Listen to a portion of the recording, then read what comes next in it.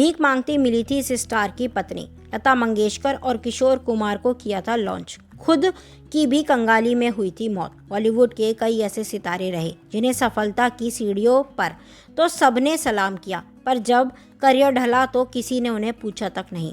इनमें से कई तो गुमनामी में ही जिए और इस दुनिया से रुखसत हो गए। कुछ का तो ऐसा हाल रहा कि पाई पाई तक को मोहताज होना पड़ा और कंगाली में दिन बीते।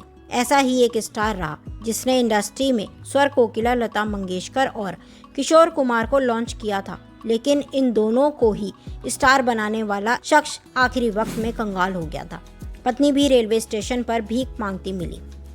मशहूर गीतकार जावेद अख्तर ने इस शख्सियत का जिक्र कॉपीराइट बिल 2010 में किया था।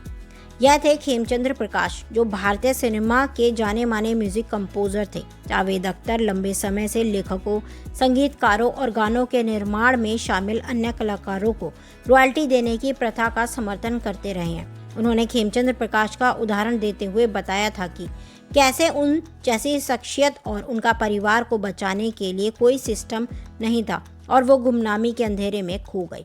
खेमचंद्र प्रकाश ने लता मंगेशकर और किशोर कुमार को ही लॉन्च नहीं किया था, बल्कि नौशाद और मन्ना डे जैसे संगीतकारों को भी मौका दिया था। खेमचंद्र प्रकाश ने ही फिल्म महल से लता मंगेशकर को गाने का मौका दिया था।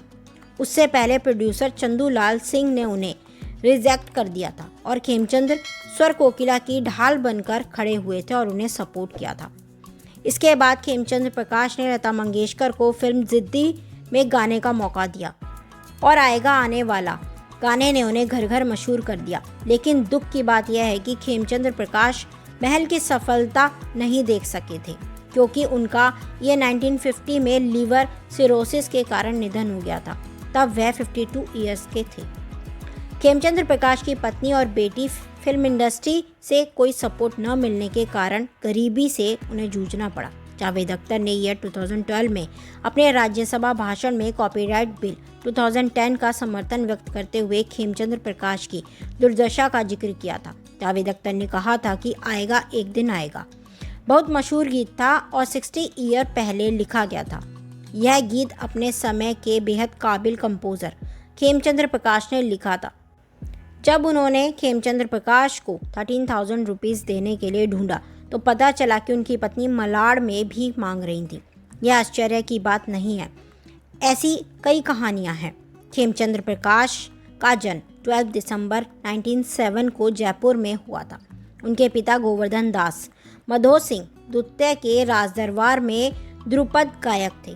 खेमचंद्र प्रकाश ने पिता से ही संगीत की शिक्षा ली थी। इसके बाद वह जयपुर दरबार में गायक बन गए थे। जावेद अख्तर ने एक इंटरव्यू में बताया था कि कानून का उद्देश्य कमजोर तबके के अधिकारों की रक्षा करना है। सदाबहार गीतों के रचयिताओं के परिवारों की कोई परवाह नहीं करता। खेमचंद्र प्रकाश की कहानी इसका एक उदाहरण है।